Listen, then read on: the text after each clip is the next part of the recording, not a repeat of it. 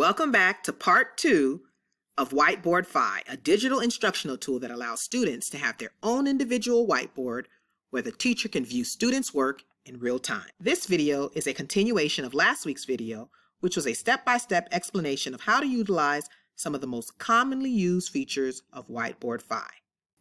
In this video, I will show you how to insert images, PDFs, and offer some practical teacher tips on how to best use Whiteboard.Fi. So let's jump right into it. To begin, we'll use the Insert Image icon to insert images.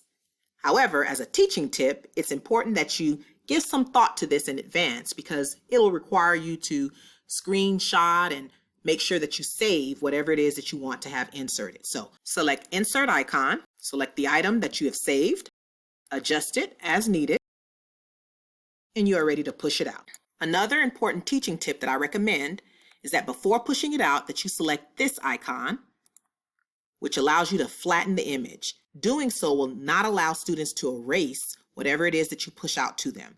Once you flatten the image, students can write or annotate right on the document.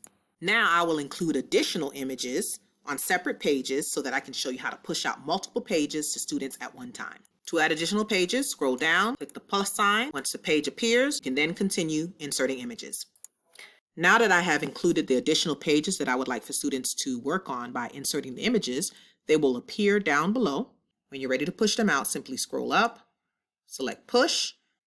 Since there are multiple pages that you would like to push out to students, it's important that you select the first option. Once that happens, you can scroll down below, and this is the student's view. They'll actually see the first image that is has been pushed out, and I'll also show you a side-by-side view.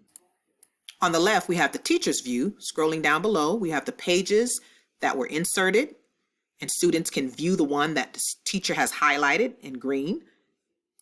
And here on the right, we have the student's view. And since there were multiple pages that were inserted or pushed out to them, you can see to the right as well that they have those pages listed in the order in which they were pushed out. And so depending on which one you'd like them to work on, you can just simply direct them to the particular page and they can go ahead and work on it. And notice as students change the page that they're working on, in a few seconds you'll see that it changes on my screen as well, so I can actively see as a teacher what students are working on at any given time. Again, to re-emphasize the importance of flattening images before pushing it out to students, let's just say a student types and writes and wants to clear their board. Perhaps they made a mistake. They can simply go to the eraser and they would choose the second option to clear the foreground, meaning whatever's written on the background. They would have that option to do so and it will clear the foreground. However, it will keep the background intact. But if you did not flatten the image and they select that, everything will be cleared, and they would also have the option of using the eraser tool to simply erase what's there. So it's important, again, to flatten the image before pushing it out to students.